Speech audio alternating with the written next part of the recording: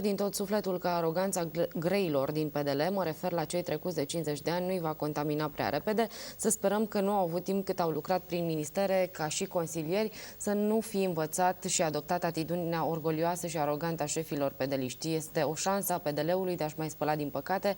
Dumnezeu să ne ajute. Cum își explică domnul Ciuhandu schimbarea discursului lui Ponta, oponentul și criticul lor permanent?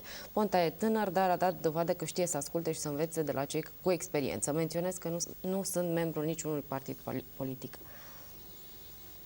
Deci să nu uităm până la urmă, aici ar trebui să răspundă colegul meu, dacă are informația.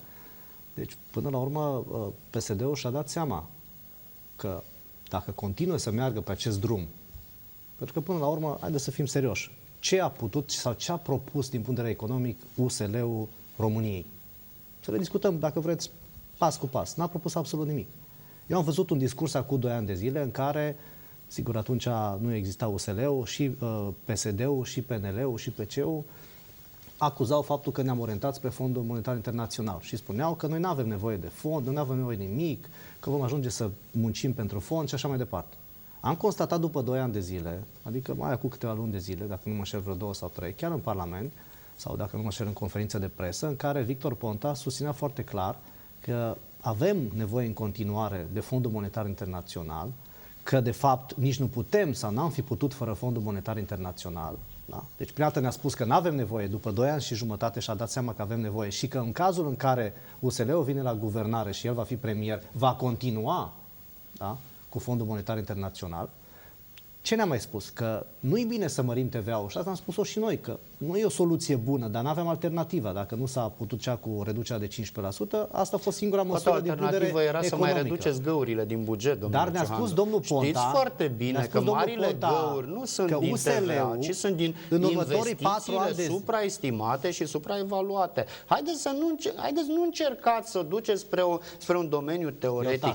Cât costă o sală? Poate, tot vorbiți de domeniul economic. Poate ne spune câte săli de sport ați făcut în tot felul de localități în care nu era nevoie. Nu pot să vă las. Că vă spun eu cele făcute de Năstase care vai de capul nostru. Doamna, vă rog frumos să-l întrerupeți pe colegul meu. Vreau să dați voi foarte scurt, vă rog. Spunea domnul Ponta că ce groaznic va fi că am crescut TVA-ul. Dar e bine că îl citiți atâta pe domnul Ponta. Și prin programul de guvernare, la partid să citiți atâta de Ponta. faimos program de guvernare, că de fapt următorii 4 ani nu va putea să reducă TVA-ul, că are nevoie de banii respectiv. Ne-a mai spus domnul Ponta, da, pe mine mă bucură, împreună cu PSD-ul, cât de des îl citiți, că ce bine va fi în România Ponta, după ce vin dâns și cât vor mări salariile. Vine acum și spune că într-adevăr nu se pot mări salariile.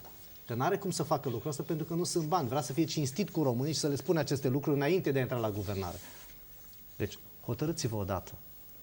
Ajungem imediat la toate măsurile și ale USL-ului și ale noului guvern, domnule Ciuhandu. Noroc că nu veți putea să ajungeți ziua să veniți la guvernare. Până acum, indiferent că și-a dat demisia guvernul Boc și a venit un alt guvern, oamenii continuă să iasă în stradă, așa, la temperaturi scăzute, într-un număr mai mic sau mai mare.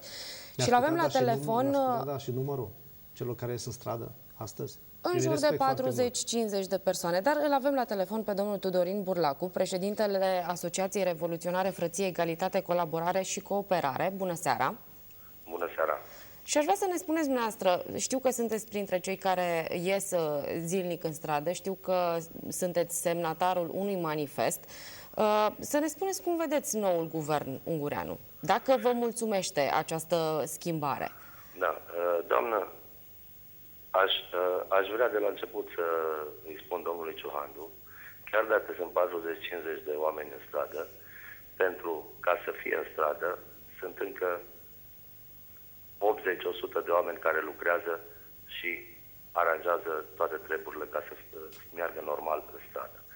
A doua, noi, cum știe domnul Ciuhandu, noi ne-am suspendat meeting-ul până după dialogul cu partidele, dar dacă vrea un număr mai mare în stradă, noi îl putem realiza imediat.